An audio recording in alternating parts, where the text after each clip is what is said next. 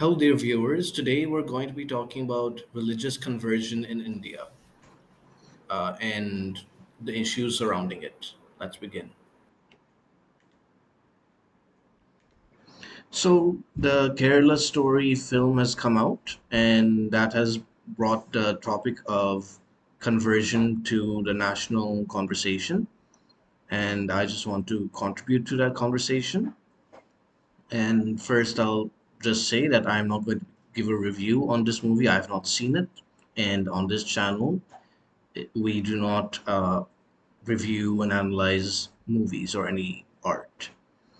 I am going to talk about religious conversions in India, the laws related to it, the case laws related to it, and uh, some statistics about conversion to give an idea of the situation in India. Let's begin.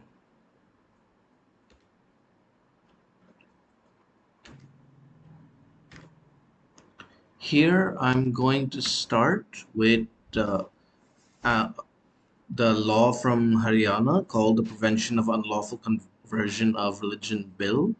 This was a bill, it became an act, so I'm going to talk about it. In this act, these are the definitions that are important. Allurement means and includes an act of offering any temptation in the form of any gift or gratification or material benefits, either in cash or kind, or employment, education, and school run by any religious body, better lifestyle, divine pleasure, or promise thereof. Coercion means committing or threatening to commit any act punishable under the Indian Penal Code or any other law for the time being in force, or unlawful detaining, threatening to detain any property to the prejudice of any person, whatever with the intention of causing any person to convert to another religion. Conversion means renouncing one religion and adopting another religion, but does not include return of any person to the religion professed or being professed by any one or both the parents or grandparents of a person. I disagree with the second part of this definition, which says that conversion does not include a return of any person to the religion professed by their parents or grandparents.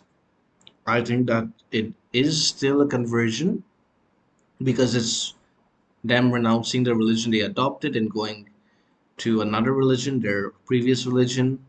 That is still a conversion. There's no need to view them separately. And force means causing or threatening to cause another person any injury to his person or property, or to the person or property of anyone in whom that person is interested, with the intent that such person shall do the thing which is the object of the offender to cause him to do. Fraudulent includes misrepresentation of any kind or inducing any person to do or omit to do anything which he shall not do or omit if he was not so misrepresented or induced. The law, and the main section is that section 3, no person shall convert or attempt to convert, either directly or otherwise, any other person from one religion to another by misrepresentation, use of force, threat, undue influence, coercion, allurement, or by fraudulent means, including use of digital mode, or by marriage or for marriage, provided that nothing contained in clause 2 shall apply to willful conversion duly certified by the district magistrate as per the provisions of section 9 of this act. I disagree. And no person shall abet or conspire such conversion through any means, including digital mode. Or no person shall conceal his religion with intention to marry. And here's the Chhattisgarh Freedom of Religion Amendment Act 2006. Uh, it's similar that it says that whoever intends to convert any person from one religious faith to another by performing himself the ceremony necessary for such ceremony shall apply for permission. Freedom of Religion Act. It gives similar definitions. Here it says that coercion, conversion, fraudulent. Uh, the other definitions are the same as the act in Haryana, except for coercion. Here it says that coercion means compelling an individual to act against his will by use of psychological pressure or physical force, causing bodily injury or threat thereof. I agree that coercion, using physical force, should be illegal, but psychological pressure, no. Because even if someone's psychologically pressuring someone, that person still has their will, their free will to make a choice. I much prefer the definition given in the Haryana Act, which says that coercion means committing or threatening to commit any act punishable under the IPC. Under IPC, psychological pressure is not a crime, so I think this law is better. Then there's the Jharkhand Freedom of Religion Act. Uh, it says, again, no person shall convert or attempt to convert either directly or otherwise any person from one religion or religious faith to another by force, allurement, or by fraudulent means. And yeah, I agree with this, except for allurement. I don't think allurement should be uh, penalized. It's not something I think is morally correct, but that's just my subjective morality. It's not violating any rights. And these are some definitions used: conversion, force, fraud, inducement, minor. Uh,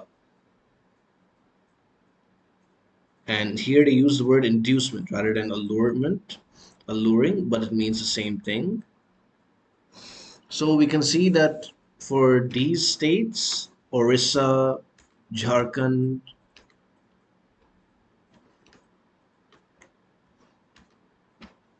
Himachal Pradesh, and Haryana, the laws regarding conversion are similar. Now I want to talk about civil, the judgments of the courts. Here are the Supreme Court judgments on interreligious marriages and conversions. This is main ba- the main case regarding the act of conversion itself. It is Stanislaus versus State of Madhya Pradesh, 1977. The court held that, referring to Article 25, Clause 1, Chief Justice Ray, writing for the court, held what the article grants is not the right to convert another person to one's own religion, but to transmit or to spread one's religion by an exposition of its tenets. I agree with this judgment. Article 25.1 says that every person in India shall have the right to practice, profess, and propagate their religion. Propagate means spreading their religious ideas, their beliefs, and that anyone has the right to do, but they don't have a right to make, make somebody change their religion. That is a right that that person has, not the former. And in the Hadia case, the Supreme Court held that the Constitution guarantees that the ability to take such decisions is a part about marriage, and converting for the sake of marriage is part of liberty and individual autonomy. This is part of Article 21, which says that every person shall have the right to life and liberty in India. And this is within the exclusive domain of the individual, and the state should not get involved, including the judiciary. In Lata Singh versus State of UP and another, uh, the Supreme Court provided unwavering support of a woman's right to choice, that a person can, who becomes a major, can marry whoever he or she likes, and Salamat Ansari and others versus State of Uttar Pradesh 2020, the Allahabad High Court cancelled the case against a Muslim man filed by the parents of his wife who converted to Islam before marrying him. The High Court declared that religious conversions, even when made solely for the purpose of marriage, uh, constituted a valid exercise of a person's liberty. And I agree with this judgment. Somebody can convert for the sake of marriage. That's why I don't agree with this subsection, this clause of the subsection A of section 3 in the Haryana law, which says that no person shall convert or attempt to convert by marriage or for marriage. I disagree with that. And I think my uh, stance is validated by the judgment of the Supreme Court in the Salamat Ansari and others versus State of Uttar Pradesh case. Finally, I want to talk about some statistics. According to a 2021 report by the Pew Research Organization, it says that I spoke about this report earlier. I'll share a link to that video in the description. And no, I'll share a link to that video on the screen. You'll see it somewhere on top.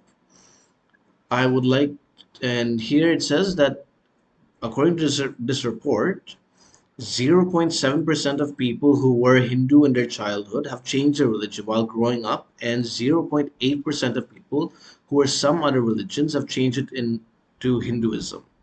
It is the same for Muslims. 0.3% people who followed Islam initially have now left Islam, but 0.3% of people who were from other religions adopted Islam. Same with Sikh and Buddhist. Christianity has a small expectation because 0.1% of people left Christianity. So that's the facts about conversion. Those are the laws, the case laws, and the statistics. My perspective on this is that people have a right to convert and follow whatever religion they want, whether it's their birth religion or another religion, and they can convert voluntarily for any reason, whatever it is they can. If, however, they are being forced or defrauded or coerced, physically coerced, or in any other ways being made to convert against their will, then they have a right to approach the authorities, in this case, the district magistrate, to stop the conversion and to punish the person who's about to convert them, attempting to convert.